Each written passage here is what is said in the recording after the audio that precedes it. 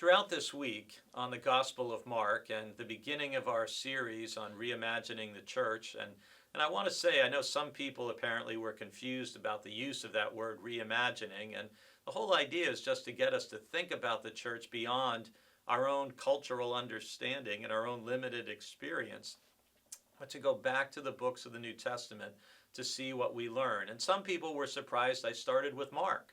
But I started with Mark because it's the first of the Gospels to be written down, and being disciples of the cross is where the church begins, in my opinion. And we want to conclude this week at the cross, and I'm going to read to you from Mark chapter 15, verses 33 through 39 in its entirety. When it was noon, darkness came over the whole land until 3 in the afternoon. At 3 o'clock, Jesus cried with a loud voice, Eloi, Eloi, lema sabachthani, which means, my God, why have you forsaken me? When some of the bystanders heard it, they said, listen, he is calling for Elijah. And someone ran, filled a sponge with sour wine, put it on a stick, and gave it to him to drink, saying, wait, let us see whether Elijah will come to take him down. Then Jesus gave a loud cry and breathed his last, and the curtain of the temple was torn in two from top to bottom. Now when the centurion who stood facing him saw that in this way he breathed his last, he said, truly, this man was God's son.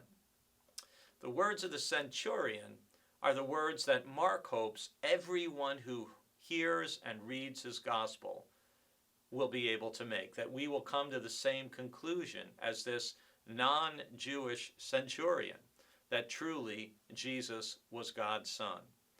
And it's because in the cross, God's love is shown to us in the most supreme and self-sacrificing way.